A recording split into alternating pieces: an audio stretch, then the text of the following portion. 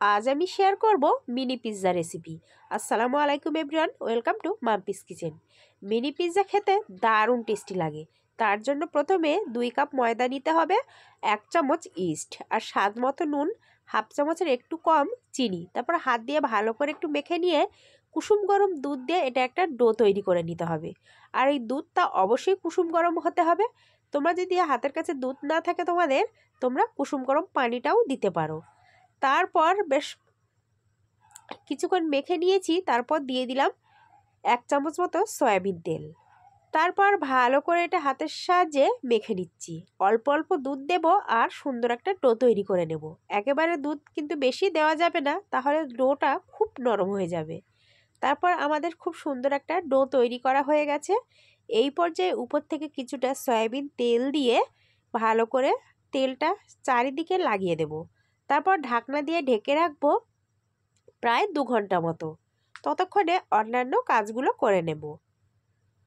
তো 2 ঘন্টা পর ফিরে এসেছি, আর অনেকটা কিন্তু ফুলে উঠেছে আর অনেকটা নরম হয়ে এসেছে। আর এখানে বলে রাখি, আমি কিন্তু 2 ঘন্টা রাখতে পারিনি, আমার হাতে সময় কম ছিল। তোমরা অবশ্যই 2 ঘন্টা বা 1.5 ঘন্টা রাখার চেষ্টা করবে, তাহলে আরও অনেকটা ফুলে উঠবে আর খুব সফট হবে, খেতে ভালো লাগবে। তারপর এটা একটা রুটির আকারে আমি বেলে নিচ্ছি। আর ঠিক এরকম থিকনেসটা রাখতে হবে, খুব বেশি পাতলা করা যাবে না। তারপর নিয়ে নিয়েছি একটা ছোট্ট গ্লাস। খুব বেশি বড় গ্লাস নিয়ে এরকম ছোট গ্লাস, তোমাদের মনের মতো তোমরা একটা গ্লাস নিয়ে নেবে, বা যে কোনো কৌটার ঢাকনা দিয়েও এরকমভাবে গোল গোল করে কেটে নিতে পারবে। তো এরকম গ্লাসের সাহায্যে আমি কিন্তু খুব সুন্দর করে মিনি পিৎজাগুলো কেটে নিলাম। তো একে একে আমি সমস্তটা কেটে নিয়েছি, আর বাকি অংশগুলো আমি তুলে নিচ্ছি। এটা কিন্তু ফেলবো না, এগুলো আবারও এরকম বেলে নিয়ে এরকম মিনি পিৎজা হয়ে যাবে। তো আমি এটা দিয়ে একটা বড় পিৎজা, মানে বেলে নিয়ে যতটুকু পিৎজা হয় ততটুকু একটা আলাদাভাবে করে নিয়েছিলাম। তো তারপর একটা ফ্রাই প্যান নিয়েছি, তাতে একটু তেল হালকা করে ব্রাশ করে দিচ্ছি।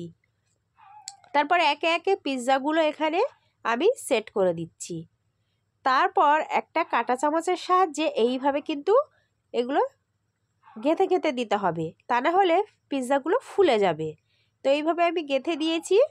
তারপর এবারে ভালোভাবে সাজিয়ে নেওয়ার পালা। উপরে দিয়ে দেব পিৎজা সস। আমি এখানে পিৎজা সস ব্যবহার করছি। তোমাদের হাতের কাছে যদি পিৎজা সস না থাকে তোমরা কিন্তু টমেটো সসও ব্যবহার করতে পারো। তো আমি এখানে পিৎজা সসটা দিয়ে দিয়েছি। একে একে সমস্তটাই কিন্তু আমার পিৎজা সস লাগানো হয়ে গেছে। এই পর্যায়ে আমি দিয়ে দেব সবজি।